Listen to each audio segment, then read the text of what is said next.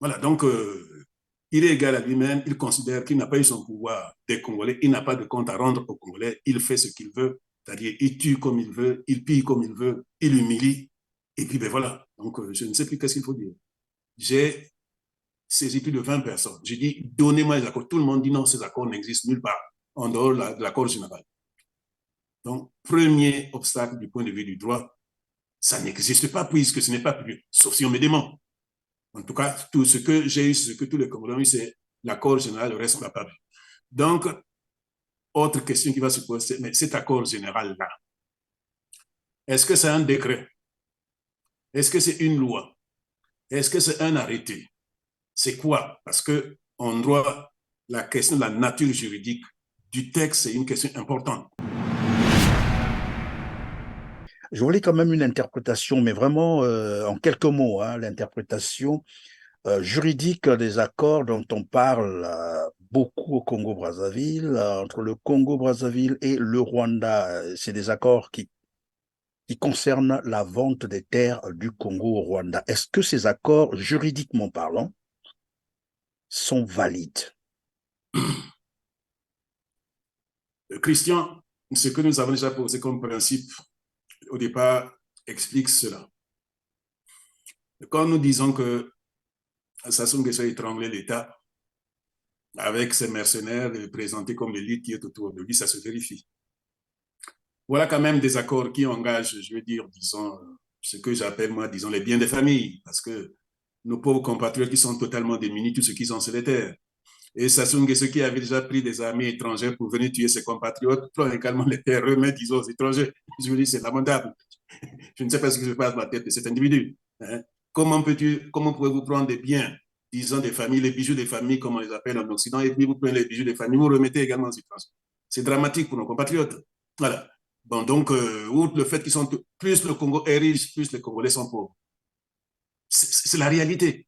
Eh bien, ça s'arrête Donc là, ça se... après, comme quoi, après s'être emparé de la force One congolaise, il s'est emparé du palais du peuple, il s'est emparé du pétrole, des minerais, du port, il s'est emparé de tout et maintenant c'est les terres qu'il veut vendre pour laisser Les quoi aux bijoux des Congolais? familles, on appelle ça les bijoux des familles en Occident. C'est les bijoux des familles, c'est-à-dire que vous pouvez tout perdre sur votre terre. Sassou Nguesso dit les bijoux des familles également, je vais les donner aux étrangers. Il faut dire quand même que c'est trop. C'est trop. Donc, cette affaire-là, Christian, à elle seule, elle illustre tout ce que l'on a dit. En droit, tous les juristes, à part la première année, le savent. La formule, c'est souvent nul n'est censé ignorer la loi. Pourquoi? Parce qu'on suppose que la loi a été mise au journal officiel. Mhm. Quand c'est plus au journal officiel, ça s'applique à tout le monde. C'est la condition d'opposable. C'est la condition pour dire que c'est entré en vigueur. Tant que ce n'est pas publié au journal officiel, eh bien, ça n'existe pas. Bon, donc, on parle de ces accords, ou en dehors de ce qu'on appelle donc effectivement, disons, l'accord cadre. L'accord cadre, c'est-à-dire qui fixe uniquement les principes. Et puis, c'est-à-dire l'accord cadre suppose qu'il y a d'autres textes qui vont suivre. Tout ce que les Congolais ont eu, c'est l'accord cadre. J'ai demandé, même si, je veux dire, je ne suis plus tout à fait en cohérence avec mes collègues de Brazzaville, mais j'ai quand même quelques liens.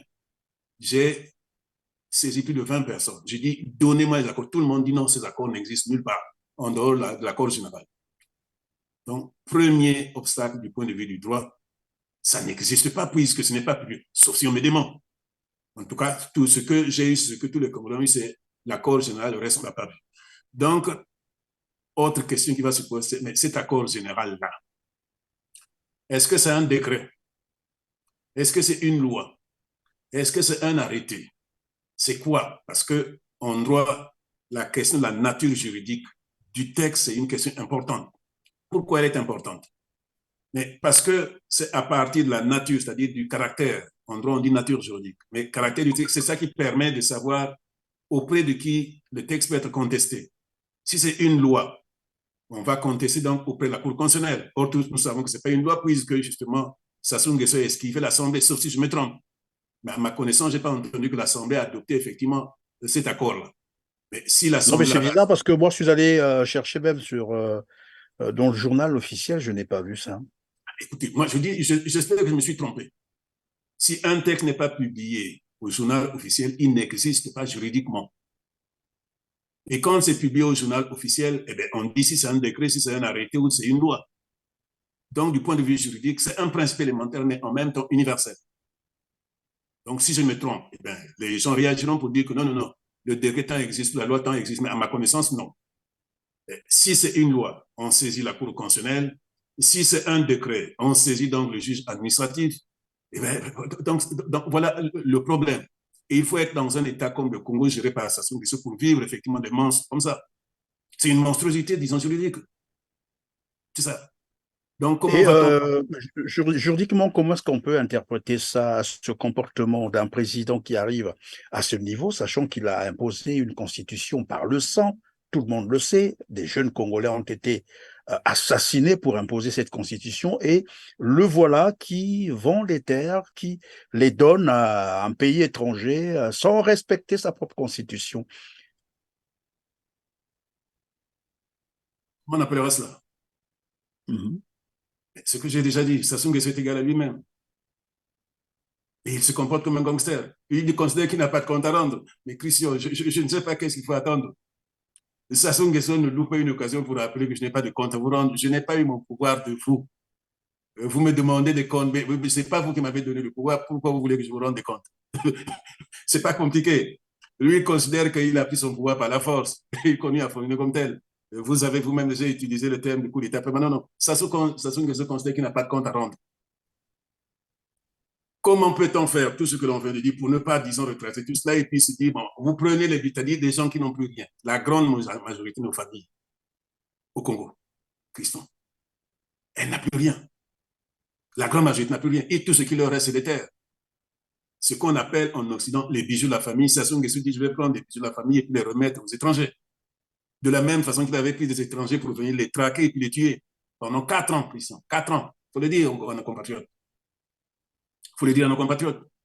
Dans tout pays christian, quand quelqu'un prend des armées étrangères, je l'ai déjà dit 1000 fois, quand quelqu'un prend des armées étrangères, les introduit dans son pays pour d'abord renverser les institutions, ensuite les tuer, cet individu, je veux dire, perd, c'est-à-dire qu'il ne peut plus être considéré comme un citoyen.